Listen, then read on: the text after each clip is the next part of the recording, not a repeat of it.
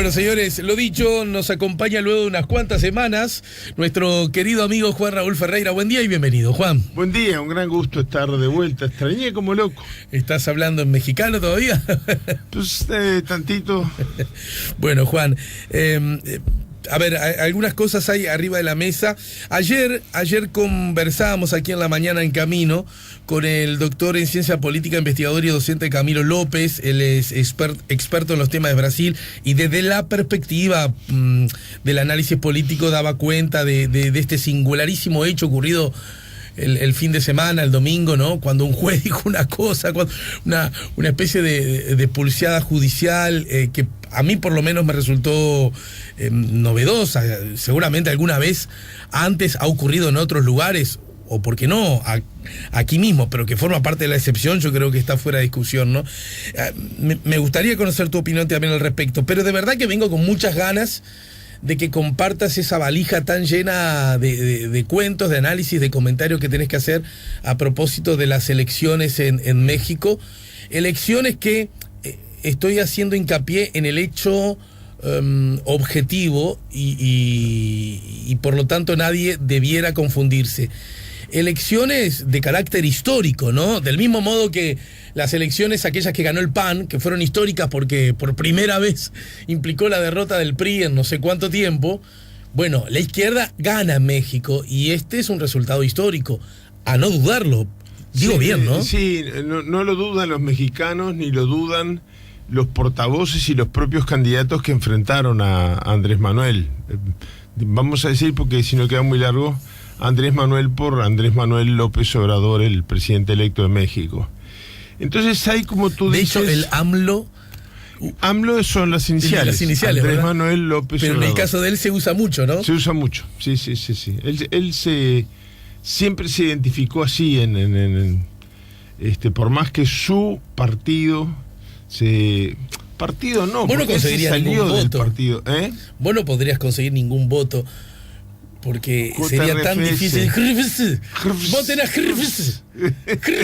Sí. Porque Hrvs es lo mejor que nos puede pasar. O tu contrincante diciendo, pero qué idea tiene Hrvs. Queda AMLO. Yo reconozco que a pesar de haberlo conocido de joven, cuando él todavía estaba en el PRI, a mí a veces veía AMLO y me parecía como que era la sigla de un partido, una cosa por el estilo, como PAN, PRI, tal cual. AMLO.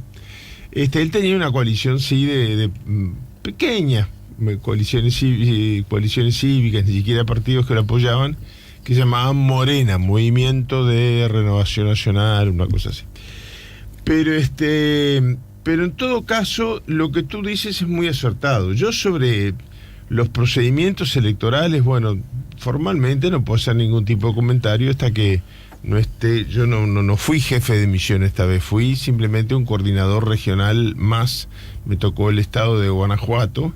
Entonces, sobre la misión en sí mismo, pero no me parece tampoco que sea lo más trascendente, porque como se surge de la misma prensa, no hubo grandes alegatos. De repente hubo un problema en una casilla, ahora le llaman casilla única, lo que es muy raro porque tú sales de lo que se llama casilla única y hay una cantidad de urnas, porque habían elecciones para diputado, para senador, para autoridades municipales, para la presidencia de la República, tanto que para no marear había un funcionario que iba indicando en cada urna qué voto de los que se habían llenado en la casilla única. La diferencia en realidad en la formalidad de la elección es que ahora todas las boletas se marcan en una misma casilla. Casilla le llamamos, digamos, una especie de biombito así, donde. Bueno, pero yo también me había hecho la idea por el nombre de casilla única de que en un centro de votación había una sola casilla. No, tú entrabas a un centro de votación y habían 30 casillas únicas. O sea, todo tenía un poco un tono mexicano, dicho con cariño y con...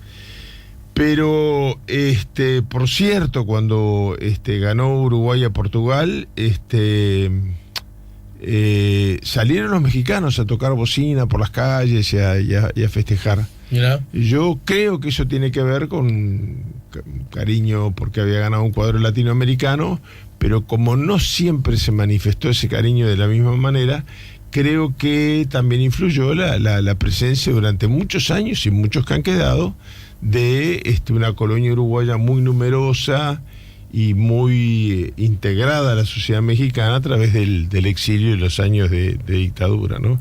No tengo duda de eso. Y si yo te preguntara, la verdad que quiero ser honesto con el público, no hemos hablado antes acerca de cuáles son, si es que aún tenés ciertas inhibiciones a la hora de hablar sobre México y el momento político. Un poquito tengo, pero tiremos de la pielita. Bueno, yo tiro y vos sí, serás el encargado de poner el freno. A ver, dos preguntas. Una a propósito de lo que se le viene a México y otra a propósito de cuáles son las razones por las cuales la izquierda gana en México. Vos lo sabés perfectamente. Hay veces que alguien llega a un lugar porque la gente ya está tan cansada de lo que hay que, por decirlo de algún modo, cualquier monedita sirve, ¿no? En otros casos hay como una histórica acumulación de fuerzas que hace que finalmente el público, la ciudadanía esté dispuesta a dar ese paso. Primero, ¿qué opinión te merece en uno u otro escenario o escenarios intermedios? Y la otra cosa, el gobierno de López Obrador, ¿sería un gobierno desde la perspectiva ideológica de qué tipo, de qué talante? Yo creo que él ha mandado señales, sobre todo para compensar la campaña que habían hecho de que prácticamente ganaba Maduro. Es decir, el expresidente Vicente Fox, cuando le preguntan esos días, no el día antes ni 2 días antes, durante todo ese proceso, donde aparece además prácticamente todos los días en un reportaje especial de CNN en español, él siempre dice lo mismo. Le preguntaban, decía lo mismo, a quién iba a votar, y él decía al que esté en mejores condiciones de ganarle a AMLO, ¿verdad? A Andrés Manuel. Entonces había una cosa muy orientada a generar miedo, a generar preocupación por el tema de las libertades, por el tema de que esto no se pareciera a lo que se ha dado en llamar socialismo siglo XXI. Ahora, yo diría, es un hombre que hay momentos, a pesar de que tiene una militancia tan vieja dentro del propio PRI, después forma el PRD, después se sale del PRD y se lanza prácticamente como un candidato independiente. Prácticamente, no es exactamente un candidato independiente desde el punto de vista jurídico, pero políticamente hablando sí.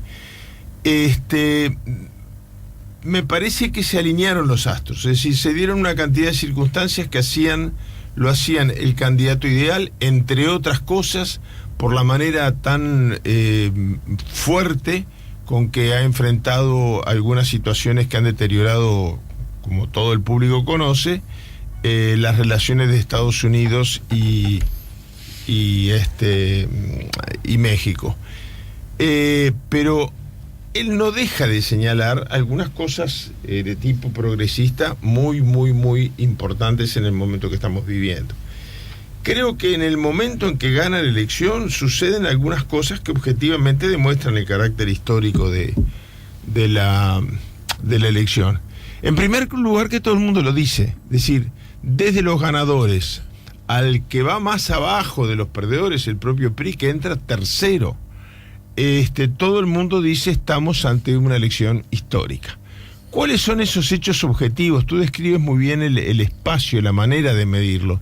¿Cuáles son los hechos objetivos? Es decir, los hechos que por primera vez se dan en México en esta elección. Bueno, en primer lugar, un triunfo formal de la izquierda.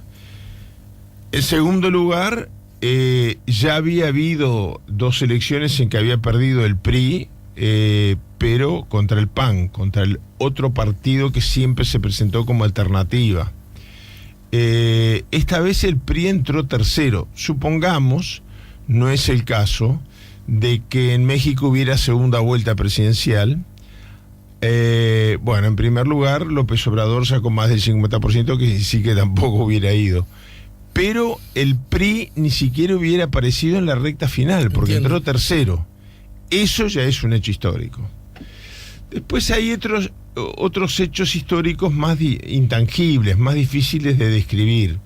A mí me impresionó desde la mañana misma de la elección el nivel de civismo en un país donde, bueno, en las últimas elecciones hubo un corte de luz en el medio del escrutinio y por la mitad se prende la luz y las computadoras que iban dando que iba perdiendo el PRI empezaron a dar que iba ganando. Es decir, lo que hubo en el medio para ese cambio abrupto fue un apagón. Fue un apagón.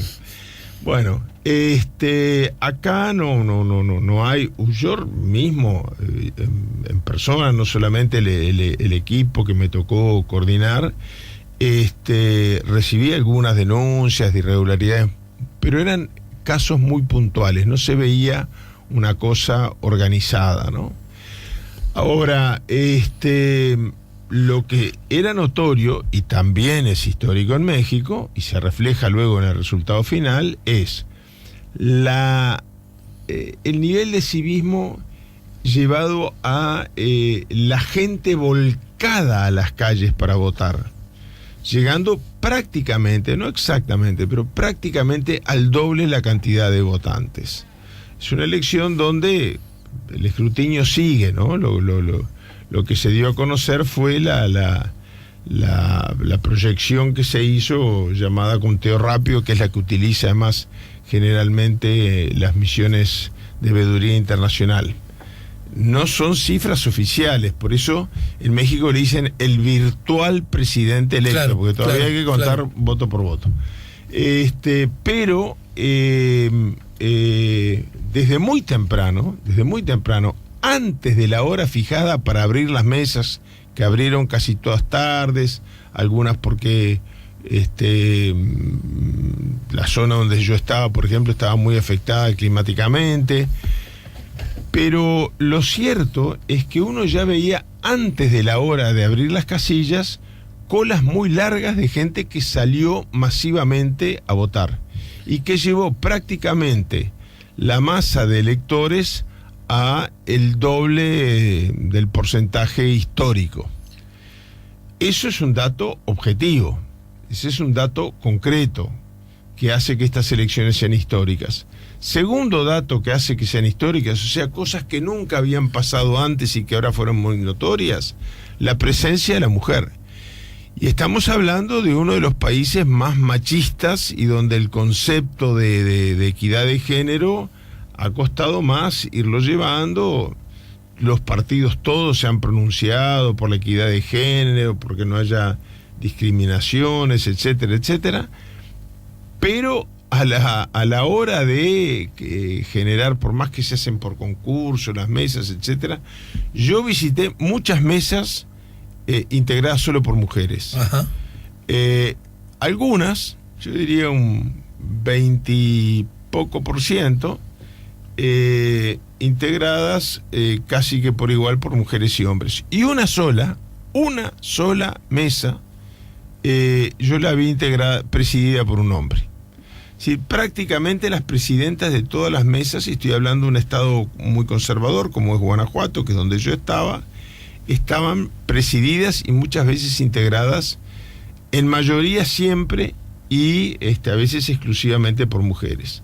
Al mismo tiempo esto ocurría también con los delegados partidarios. Todas las tres grandes coaliciones estaban presentes por lo menos uno o dos, muchas veces dos, algunas veces tres representantes partidarios capacitados por las distintas fuerzas políticas, y en todos los casos era una mujer. En todo caso había mayoría de mujer y a veces exclusivamente mujeres, aún no solo en la organización de la autoridad electoral, sino también en la... Bueno, ese es un hecho histórico también. Uh-huh. Es un hecho histórico que hasta ahora el presidente con mayor porcentaje y cantidad real, las dos cosas, de votos había sido el propio presidente Peña Nieto, el actual presidente de México. En este caso, López Obrador rompió todas las especulaciones que habían en el momento.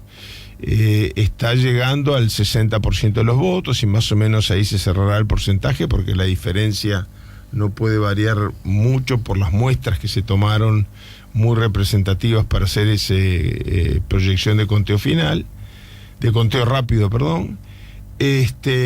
Pero no solamente está bastante por arriba del 50% de los votos López Obrador, cosa que nunca se había dado en una elección en México, claro. Sino que además... Porque, repito, sé que ya lo dijiste, y como estamos tan acostumbrados ahora a otra cosa, más del 50% de los votos no en una segunda vuelta, ¿no? No en una segunda vuelta. Es decir, si existiera muy... que no existe la legislación de segunda vuelta, no la hubiera habido en ningún caso. Claro. Pero al mismo tiempo es, por lejos, el candidato más votado de la historia de México, tanto en términos porcentuales como en cantidad de votos efectivos. Otro hecho histórico que hay que analizar profundamente, bueno, es la primera vez que el PRI no solamente pierde la elección, sino que no está entre los dos más votados. Es decir, cuando el PAN le gana al PRI en una elección por muy poco margen, en otra por un poco más, pero el segundo partido más votado es el PRI. Acá el PRI entra tercero en una elección de 4, por mucha distancia. Ese es otro factor. Téngase en cuenta que es la primera vez que hay 4 candidatos finalistas. Uno se sabía que no podía ganar, pero que tenía el bronco, como le dicen. ¿Cómo el bronco? El bronco es como un seudónimo. Sí. Estaba saludiendo a la persona. Sí, el candidato. Que tenía el bronco, no sé, que tenía... No. El candidato bronco. Bien, sí. Entre sus propuestas, por ejemplo, era que a la gente que se le acusara de corrupción se le cortara la mano. No, yo la primera vez que lo vi pensé que era una broma, pero no, era una propuesta de las que planteó. Pero no era un candidato con chance de ganar. Pero entre Mir, Anaya y López Obrador entra último el candidato que lleva el PRI. Entonces todos estos hechos son históricos en sí mismos. Pero luego, cuando se conocen los resultados, se dan fenómenos que nunca habían ocurrido en México. Por ejemplo, los candidatos y los adherentes de los candidatos perdedores salen a aplaudir las manifestaciones. Yo lo vi en la ciudad donde me encontraba a la hora de los festejos, que era la propia capital del estado de Guanajuato, y ahí mismo uno veía las manifestaciones, un estado en el que yo estaba muy del PAN, de la oposición de derecha, digamos, aplaudiendo. La gente salía y aplaudía a los militantes de López Obrador que festejaban con banderas mexicanas. Esto ocurrió también a nivel de candidatos, por primera vez. También esto lo hace una elección histórica. Los candidatos que perdieron, fundamentalmente el candidato Mir y el candidato Anaya, que eran los dos que querían disputarle lo más posible, acercarse lo más posible. Yo creo que algunos de ellos realmente creyeron que las encuestas no funcionaban y creían que tenían posibilidades, otros se querían arrimar lo más posible. Pero en todo caso, reconocen el resultado, cosa que no siempre ha sido así, sí. Pero además de reconocer el resultado, lo llaman al candidato ganador, a desearle suerte, ofrecerse, etcétera. Un López Obrador que, además de haber aprovechado las circunstancias que yo creo que tienen mucho que ver con lo que tú dijiste al presentar un poquito este análisis, que es, hubo un hartazgo, pero hubo un hartazgo que no se manifestó en la inacción, en la no concurrencia a las urnas, un hartazgo de la población, con el sistema de partidos, con la corrupción y con la violencia que impera, sobre todo en las afueras de las ciudades y en las carreteras, después que se pone el sol.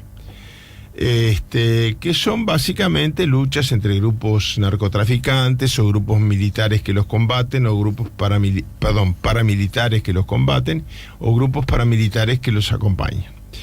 Pero toda esta situación que todavía se da, que los 22 normalistas no han aparecido, los estudiantes, que cada tanto aparecen fosas comunes con gente que ha sido asesinada y que ni siquiera había sido reportado el hecho. se llegó a un nivel de hartazgo en la sociedad civil que tuvo una participación como sociedad civil y como sociedad civil organizada. En varios lados te encontrabas con ONGs, instituciones privadas, que no partidistas, que hacían su propia observación electoral, que trataban de ir registrando que todo se realizara con normalidad. Y esa situación de hartazgo con Estados Unidos y con su propia clase política la personificó muy bien López Obrador, que tenía quizás el momento más adecuado para él, que se ha presentado en ya 4 elecciones, esta era la 4ª.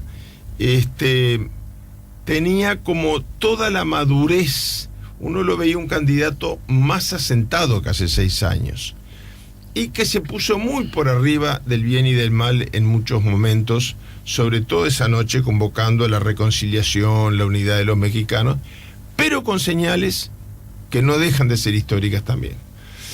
Por ejemplo, el único avisito que él pasó cada vez que recibía el llamado de un candidato opositor o de un expresidente o el del propio presidente Peña Nieto, que fue de los primeros en llamarlo, él más o menos narraba, agradecía, etcétera, etcétera.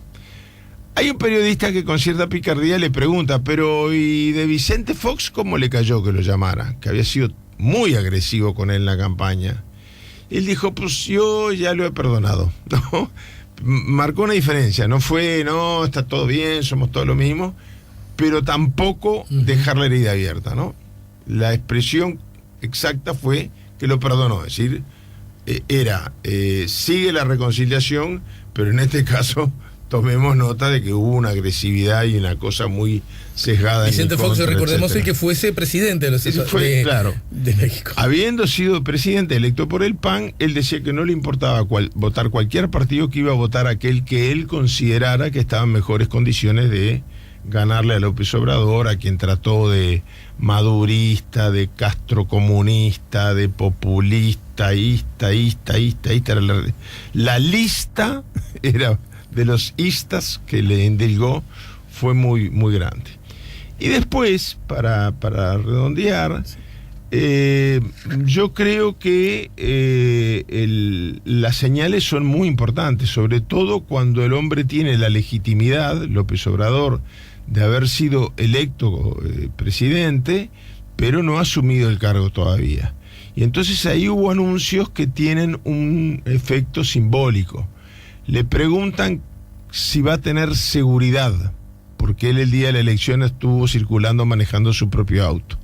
Cuando le preguntan esto, él dice, yo ya no soy candidato, soy presidente electo de México, por lo tanto tengo que ser consciente que tengo otras responsabilidades y que tengo que aceptar que discutiré con mi Estado Mayor.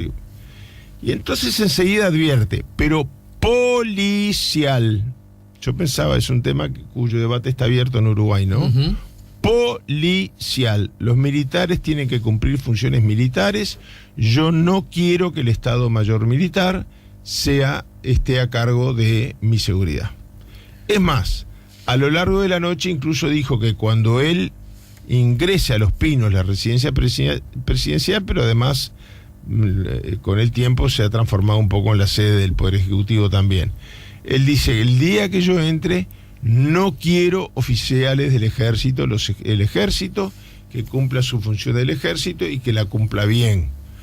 La policía se encarga de la seguridad ciudadana, etcétera, etcétera, etcétera. Y ya estamos casi en el final y quiero una mínima pastillita al menos a propósito de Brasil, Lula y lo que ya antes te comenté. Pero en todo caso, cito como fuente Diario El País de Madrid, bajo el título López Obrador lanza un nuevo guiño a Donald Trump ante la visita de Pompeo a México, el secretario de Estado, ¿no? El presidente electo de México anuncia que el secretario de Estado de Estados Unidos estará acompañado por el secretario de Tesoro y Jared Kushner. El optimismo sigue marcando la relación de Andrés Manuel López Obrador con el gobierno de Donald Trump. Esto lo dice Luis Pablo Beauregard, así se llama el periodista que escribe para El País de Madrid desde México.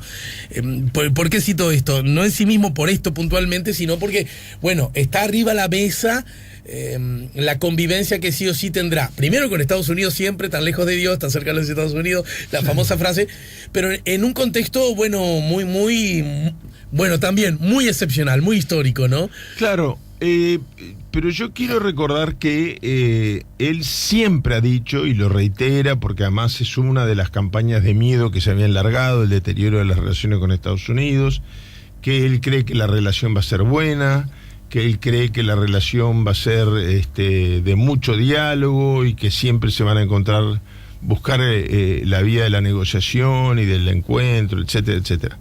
Pero no dejó la misma noche las elecciones de marcar alguna diferencia muy grande. El presidente Trump le manda lo llama por teléfono y después pone en Twitter que habló con él y que le dijo que había pospuesto hasta que asuma él toda renegociación del Tratado de Libre Comercio. Había sido una semana de mucha dificultad en las comunicaciones con el mundo de Donald Trump. Primero lo llama un comediante diciendo que es un senador, y él discute durante 2 horas sin saber que lo está escuchando medio Estados Unidos por la radio. Días antes, 1 o 2 días antes, el presidente Pence se reúne con los presidentes de Guatemala, Honduras y El Salvador, y no advierten que hay un técnico que el enchufe de los traductores lo puso en el orificio que no correspondía.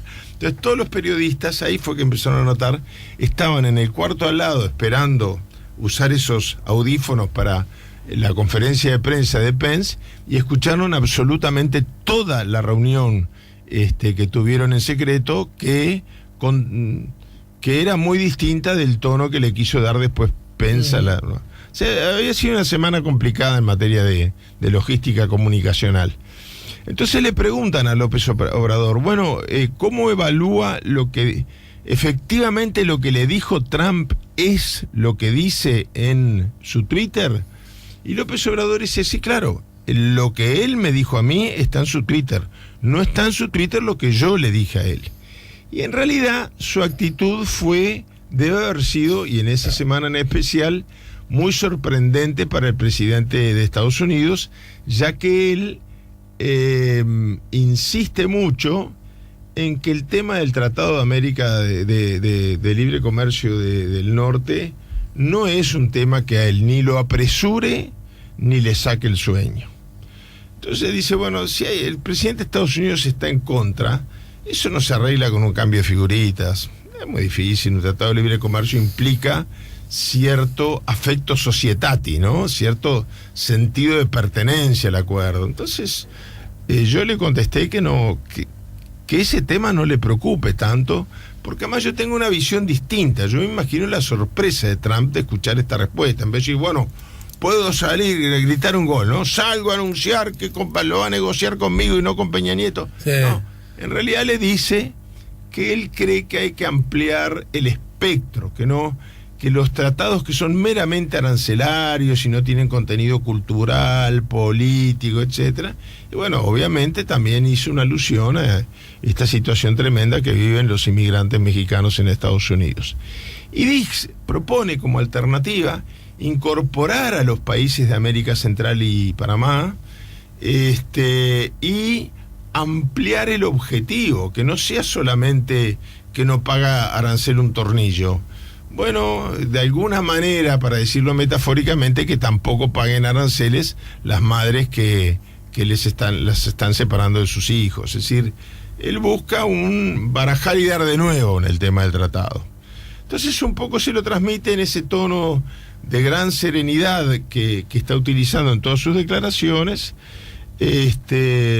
Bueno, y simplemente para que no quede nada en el tintero, es muy corto, la primera dama, que en México es un cargo legal con potestades y facultades extraordinarias muy, muy fuertes, renuncia a su condición de tal y dice que ella es profesora de historia y seguirá dando clases de historia y haciendo investigación histórica, y hay un clases. video en el que está cantando una canción de Silvio Rodríguez, y Obrador la mira, exactamente. recontra enamorado, ¿no? Es un poquito más joven que él, me parece, ¿no? Sí, es un poco más joven, pero sí.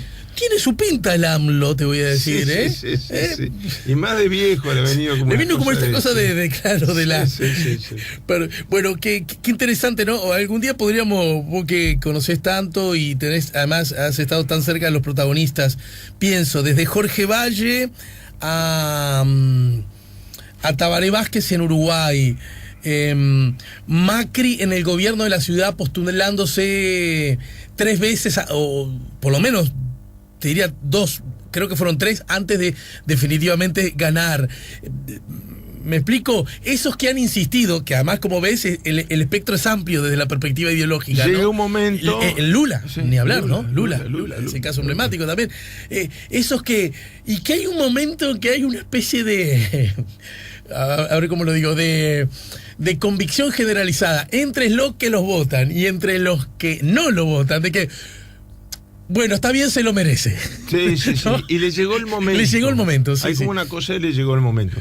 Yo, en una frase, porque se nos ha ido el tiempo, sobre lo de Brasil, lo que digo es esto.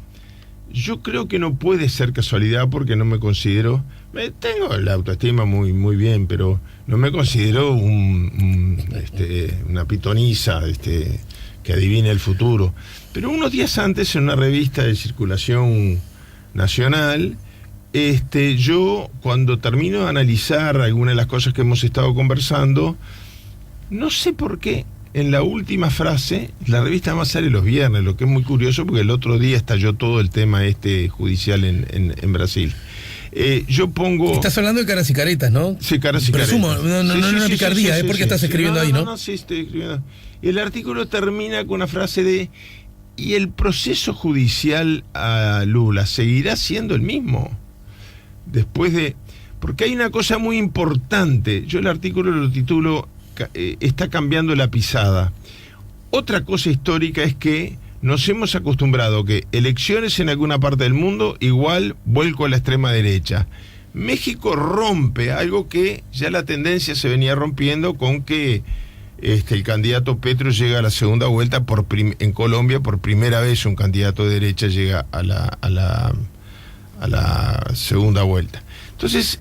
un candidato de izquierda. Un candidato de izquierda, perdón. Entonces, creo que es de resaltar que lo de AMLO también tiene este significado. Empieza a cambiar la manera como se reacciona cuando la gente se harta del sistema, ¿no? En México, en vez de un vuelco hacia la derecha, hubo un vuelco hacia la izquierda. Y eso evidentemente está llamado a, creía yo, a modificar las reglas del juego de una elección que va dirigida a una situación jurídica fallida, en un país como Brasil, donde el presidente en ejercicio de la República, el que ejerce en ese sentido candidato en ejercicio, retira su candidatura cuando baja del 2% del acceso popular y de la simpatía popular. Y en ese mismo momento sube considerablemente Lula, que está preso. Entonces, el que tiene menos apoyo popular es presidente, el que tiene más está preso, con algunas dudas sobre el expediente judicial muy grande. Bueno, un juez que... Todo esto fue en 48 horas. Un juez que estaba de turno en el Tribunal Supremo Estadual de Revisión, deja sin efecto el fallo del juez Moro. El juez Moro inmediatamente lo reitera. Ahora, 2 horas más tarde se conoce que el juez Moro está en Portugal. Sí, estaba de vacaciones. De vacaciones. Con lo cual ya hay un fiscal anunciando que va a abrir una causa, porque ¿cómo pudo firmar desde las vacaciones en Portugal una sentencia desacatando una sentencia superior cuando no estaba dentro del país? Bueno, y a eso se sucede, no voy a entrar en detalles, aparece un juez subrogante que entonces derogan el fallo de Moro, pero el juez subrogante va en la misma dirección, el juez del Tribunal de Revisión vuelve a reivindicar su competencia como juez superior para suspenderlo. Hay un momento incluso que le da 1 hora de tiempo a la Policía Federal para que hasta que se llega, para que lo deje en libertad, hasta que se llega a las 12 de la noche, y Lula llegó hasta la puerta de la cárcel, ¿no? Hay unas tomas de televisión muy impresionantes de él saludando desde la ventana, y luego acompañado por personal policial, y cuando llega a la puerta para firmar su libertad, vuelve para atrás. Es hasta metafórico, claro, una cosa muy claro. importante. Entonces yo lo único que quiero decir, y con esto termino, es que lo que no cabe duda es que la situación de legitimidad del juicio de Lula no es el mismo desde antes de ayer, desde el lunes, que lo que fue antes del viernes de ese fin de semana tan movido. Lo peor que le podía pasar a Lula era un statu quo donde la gente se fuera poco a poco olvidando de su prisión. Creo que hubo una patada al tablero muy fuerte el fin de semana, que yo no sé cómo va a terminar. Sé que en todo caso levanta cuestionamientos mucho más serios a la legitimidad del proceso judicial que los que había la semana pasada. Hay que ver cómo evoluciona eso. Pero yo no creo que la señal de México haya sido totalmente ajena a la precipitación de esta confrontación entre los que creen que Lula está ilegítimamente preso y el juez Moro, que dice no, está preso aunque yo no tengo pruebas en su contra. Creo que ahí se abre una gran interrogante, porque sin elecciones no hay democracia, solo con elecciones no hay democracia tampoco. 10 segundos. Simplemente digo esto, además de la legitimidad jurídica, tiene que haber una credibilidad y una transparencia y una legitimidad.